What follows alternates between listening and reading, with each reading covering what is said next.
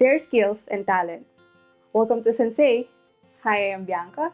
In today's episode, we are going to feature a musician who has been serving the church for almost 20 years, and he has been sharing his talents and skills to others. So join us as we explore, learn, and improve.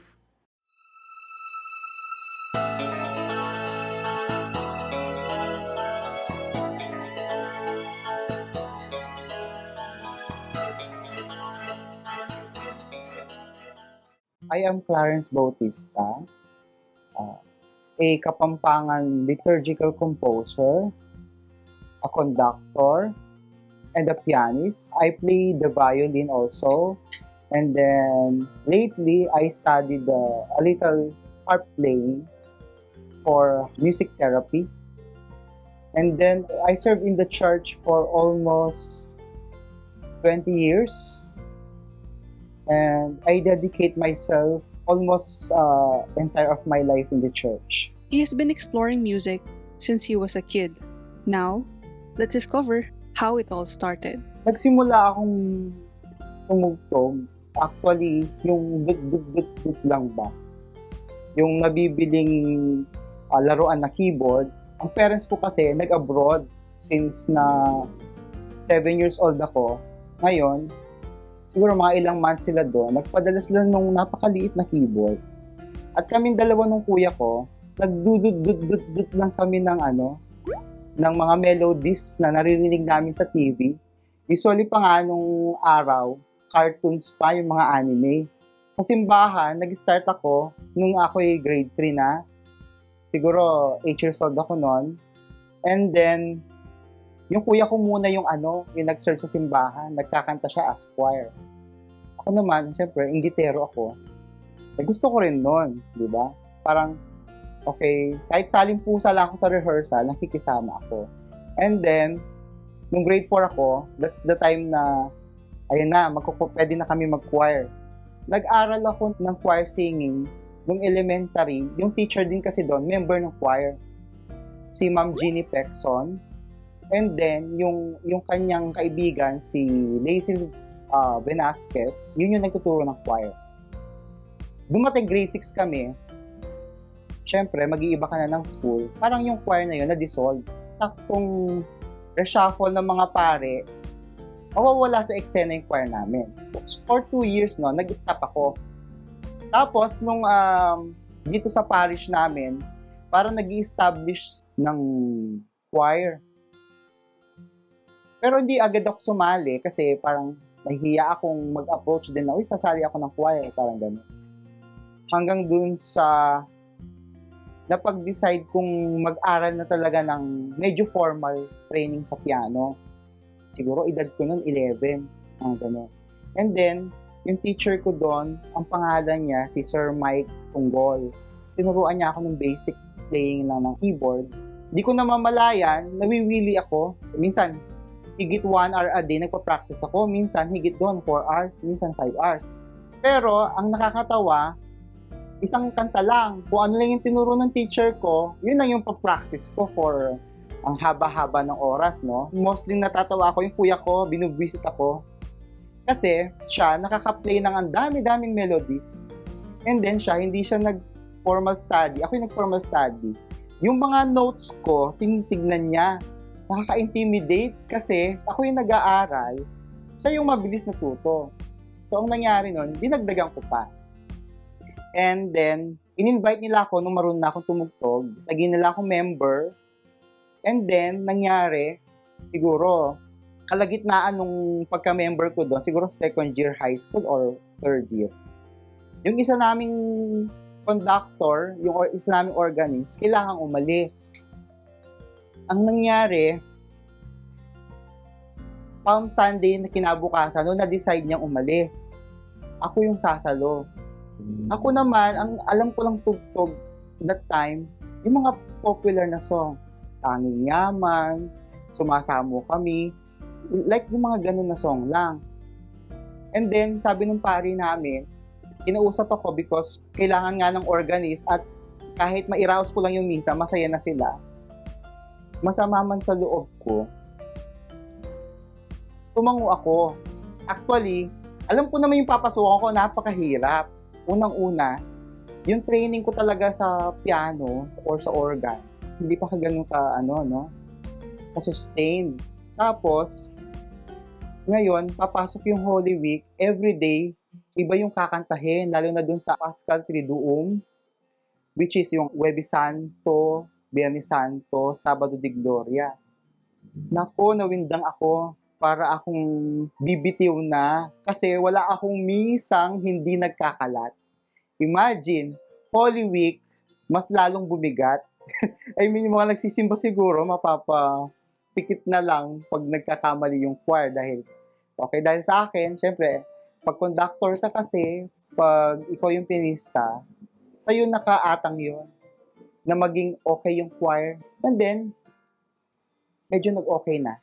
Nag-okay na ako ng mga 2 taon. Medyo nakakabisa ko na yung mga church song.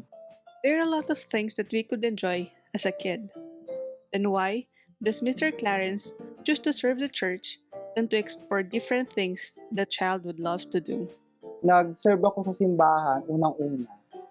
Yung aking mga parents, at yung aking mga grandparents, napaka-religious nila. So yung aking lola, lagi yan nagsisimba, sinasama niya ako.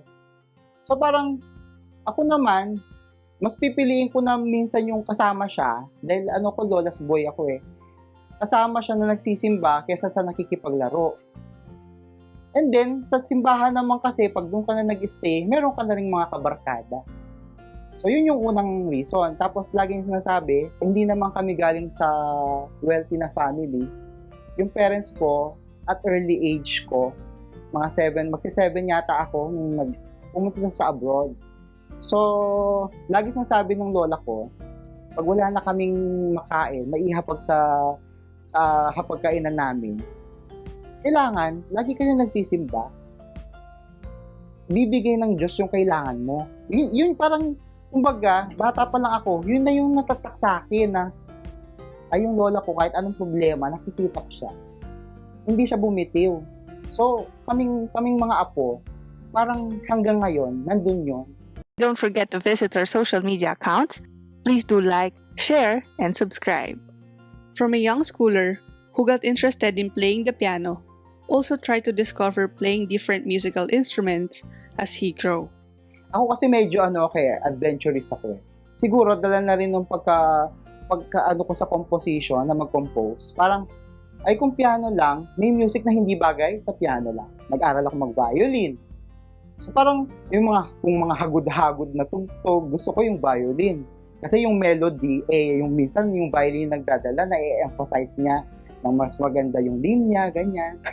Tapos naman, kaya ako nag-harp para din sa akin. Kasi ako unang-una, mabilis ako ma-depress. Siguro dahil alam niyo naman ang mundo ngayon, sa hirap ng trabaho, and then diabetic ako. So, nabasa ko yung music therapy, ang gamit nila yung harp. Tapos yung lola ko din kasi, mayroon siyang Parkinson's. So, parang pag nagtutugtog ako ng harp sa bahay, kahit yung basic lang, parang napaka-positive ng vibes. Ibang-iba. Our situation never became a hinder to the heart of a musician. Mr. Clarence continued to play music with his choir and humbly accepted the big role to play other composers' songs as he collaborated with them. Lately ngayon, yung mga musician na nakakatrabaho ko, yung mga alaga ko din, Voces Angelis Day, yung nagkanta ng Do Not Fear, si Charles Daniel, si Clover, meron din akong mga female singer na nag-cover na rin ng mga songs. And then, ngayong pandemic, lately, ang nakakollaborate ko lang si Sir Nilo Lupot dahil nag-publish siya ng kanyang 4th book, which is Kapaldanan. And then, isang song doon ay inarrange ko. Ang title ng song ay Inke Pamiratun na yun. And napakaganda po nung kanyang song na yun. For all the future musicians, Mr. Clarence got a message for you. Sa mga future musicians na umuusbong ngayon, aral lang. Kasi halimbawa ako, wala ako noon formal training sa music. Nung pumasok ako ng college, dun lang ako nabigyan ng formal training talaga. And then, before no, yung mga kaibigan ko na talagang musician, nagpapatulong talaga ako. Huwag nating dadahilan na walang means. Lalo na ngayon, yung internet, ang laking library niyan. Para mag-self-study ka. I mean, ngayon, dati nga noon, tape lang kami. Yung tape, papakinggan mo, tetengahin mo. Ngayon, may YouTube na, hindi mo na iikot yung tape. Nandiyan na yung materials, kailangan i-enjoy nyo. Bumalik tayo dun sa basic na nalibangan ng tao. Playing music, learning music. Nagbibigay sa atin ng therapy. Gumagaan yung pakiramdam mo. Kung masaya ka, tumugtog ka na masaya. Kung medyo naman malungkot ka, huwag ka na magmalungkot na song. Yung naman mga song na may pag-asa. Para po sa ating song teaching, Warm up first.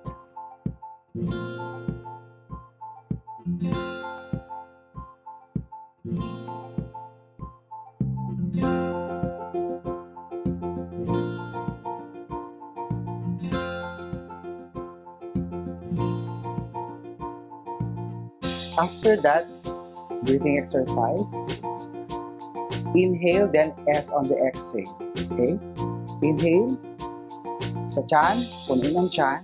Exhale, S.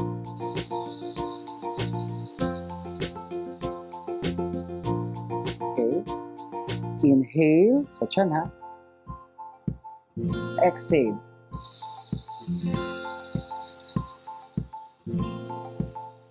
Okay, last, huwag itataas ang shoulders. Okay? Inhale. Exhale.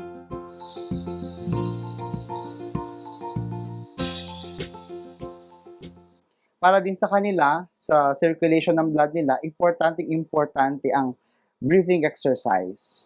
Kung mali ang breathing, malaki yung chance na mali yung singing. Okay?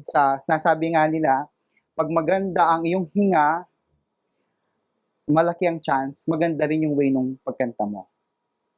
And then, somehow, form yun ng communication sa mga choir members para meron din silang, kahit pa paano, bonding before mag-start. Ngayon po, bibigyan po namin kayo ng short tutorial kung paano kantahin itong aking new composition na Do Not Fear. Kasama po natin ngayon si Robert Velasquez and si Charles Daniel de la Cruz. Before sila magkanta ay kailangan ng vocalization. Okay, ready? Yahi-ha, yahi-ha-hi-ha. Yahi-ha-hi-ha.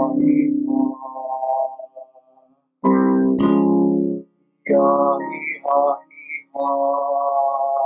Habaan pa natin. Yahi-ha-hi-ha. Yahi-ha-hi-ha. Yahi-ha-hi-ha. Yahi-ha-hi-ha. Okay, ready? Charles? Okay.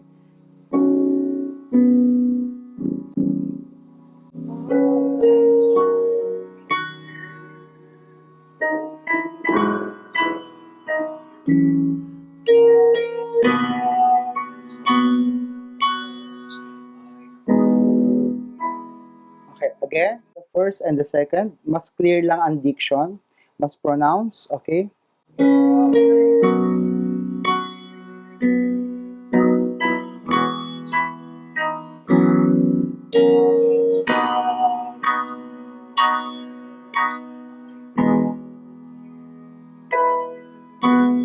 Continue.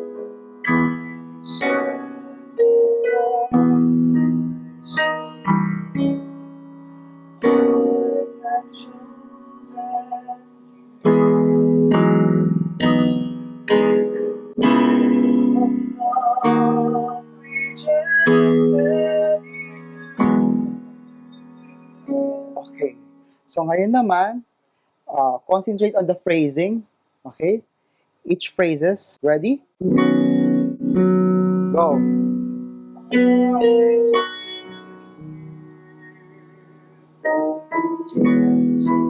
Habaan ng konti.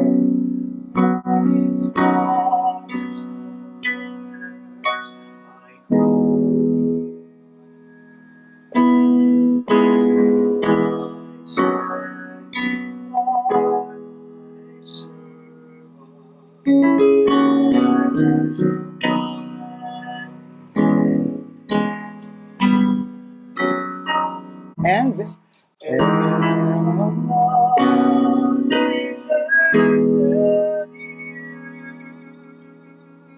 okay, continue chorus and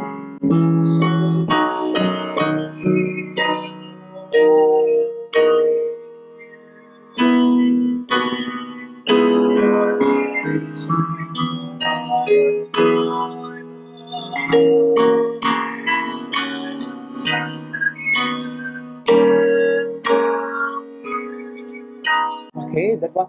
I will uphold you. Ready and Don't forget to visit our social media accounts, and please do like, share, and subscribe.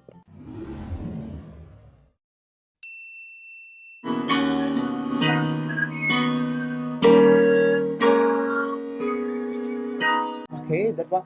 I will uphold you. Ready and I will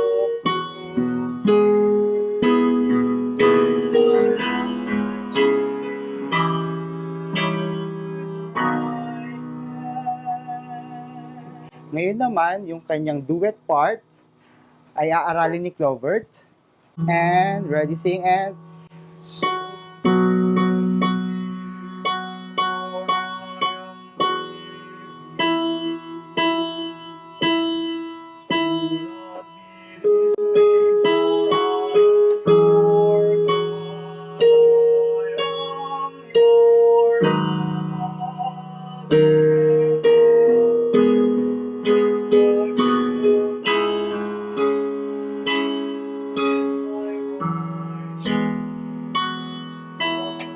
right hand. So, dumating si Clovert dito nang medyo alam niya na yung part niya. Sometimes, ang technique ko, ipapasa ko na yung MP3 nung by part. And then, pagdating nila sa rehearsal, medyo maglilinis na lang kami.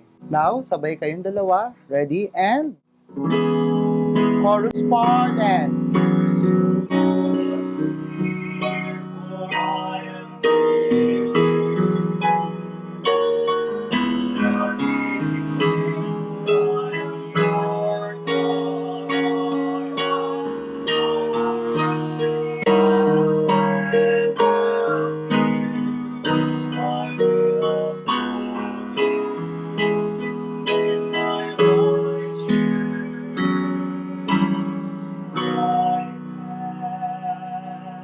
pag napagsabay na natin ng balanse, ang gagawin natin, time na to proceed sa next part. Medyo inaral na nila sa bahay, paparinig namin sa inyo paano na lang yung pagduduet nila.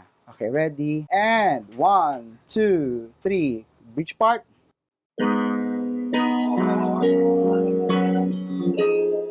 Yung Do Not Fear, na-compose ko yan. After a week na nag-lockdown. Hindi ko alam na ganyan pala yung kahahantungan. Tapos nung mga 1 week na, ay ganito pala yung pakiramdam. Yun yung mga unang days ng lockdown eh. Iba talaga, mabigat siya.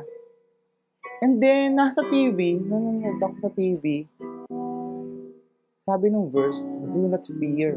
Okay, proceed. Hinanap ko yan sa Bible. And then, nung nakita ko, bakit hindi ko gawing song? Kasi yung parang doon sa panahon na yon, sa totoo lang, parang sinasabi sa akin ng Panginoon, huwag kang matakot. Nung natapos ko na siyang na-compose, isa siya sa nagpagaan ng kalooban ko. Which is yung song, pinupuspos yun. So, do not fear, for I am with you. Tandaan natin, lagi, yung Panginoon, nasa tabi lang natin. Hindi siya nawala. Kailangan din natin tandaan na pagtuunan ng pansin yung timing, kung tama ba yung rhythm. After that, tignan rin natin ulit yung intonation, ulit-ulitin lang natin sa ating mga choirs. Nang sa ganon, pag inulit nakantahin yung song, medyo mas panatag na sila na kakantahin yung kanta. Sana makatulong sa inyo yung mga step na shinare ko. Pwede nyo naman yan dagdagan, pwede nyo dagdagan yung routine na yan. Kung makakaganda, pwede rin kayong sometimes mag-focus talaga sa diction. Hindi natin maiiwasan, yung mga choir natin, may kanya-kanyang tunog ng pagpo-pronounce. So, number one, kailangan yun yung ating pagtuunan din ng pansin, bukod sa intonations. So, sana makatulong sa inyo itong mga step na to, okay, para sa ating pagsaserbisyo sa simbahan, magkaroon tayo ng magandang sound and we harmonize well. Thank you po.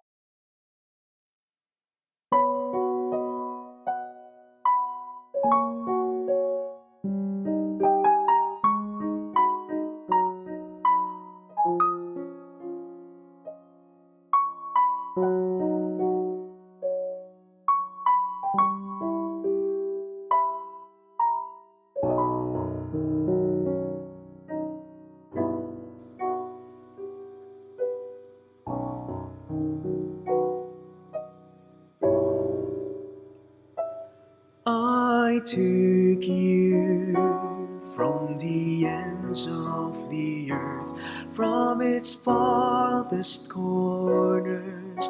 I called you. I said, "You are my servant.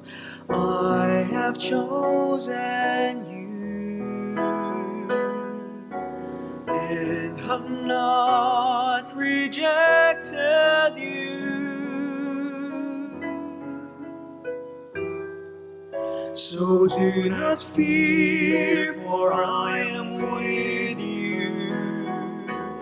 Do not be dismayed, for I am your God. I will strengthen you and help you. I will uphold you with my righteous right hand.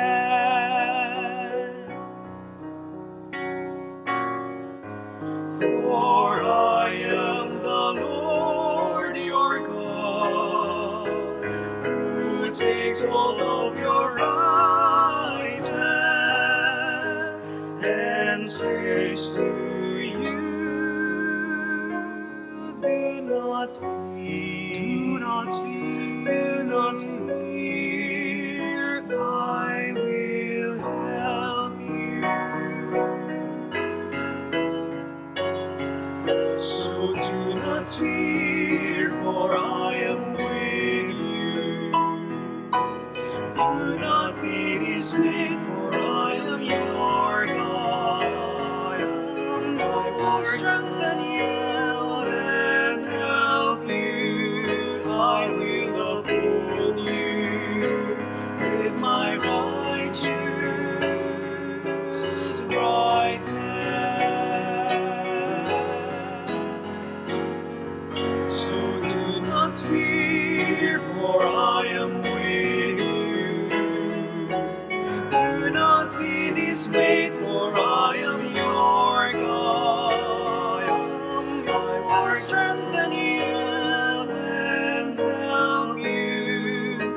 I will uphold you with my righteous right hand.